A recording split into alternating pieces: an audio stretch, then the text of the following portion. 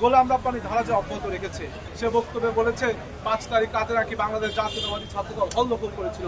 কিন্তু দুঃখের বিষয় 5ই আগস্ট যখন সবাই হাসিনা পালিয়ে যাওয়ার পরে সকলে বিভিন্ন আনন্দ উচ্ছ্বাস করছে, কেউ বা স্বজন হারানোর বেদনায় আল্লাহ রাব্বুল আলামিনের কাছে শুকরানা আদায় করছে, তারা কোনো কিছুকে না দেখে তারা কিন্তু ওই দিন দুপুরবেলা থেকেই তারা সুদূর পরিকল্পনার অংশ হিসেবে এই ঢাকা বিশ্ববিদ্যালয়ের প্রত্যেকটা হলে অবস্থান নিয়ে ইসলামী ছাত্র শিবির কিন্তু হলগুলোকে দখল করেছে। আমি আমার ব্যক্তিগতভাবে বলতে পারি, আমি সহ আমার বিভিন্ন বন্ধু বান্ধব যারা বৈধ আইডি কার্ড ছিল তারা পরবর্তী দিন যখন ক্যাম্পাসে হলে উঠতে যাই, তারা বলেছে যে আমরা সাধারণ শিক্ষার্থী, আপনারা এখন হলে উঠতে পারবেন না। আমরা বলেছি আমরা তো বৈধ শিক্ষার্থী, আইডি কার্ড আছে কেন পারবো না। তারা বলেছে এটাই নিয়ম, এখন নতুন করে অ্যাপ্লিকেশন করে উঠতে হবে।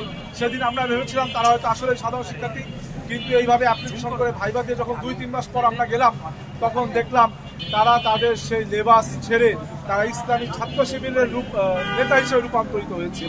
আমরা মনে করি ইসলামে যদি কোনো পুরুষ হিসেবে জন্ম নিয়ে ইচ্ছাকৃতভাবে নারীতে রূপান্তরিত হয়, বা কোনো নারী যদি নারী হিসেবে জন্ম লাভ করে ইচ্ছা করে পুরুষে রূপান্তরিত হয়, এটা যেমন ইসলামে হারাম।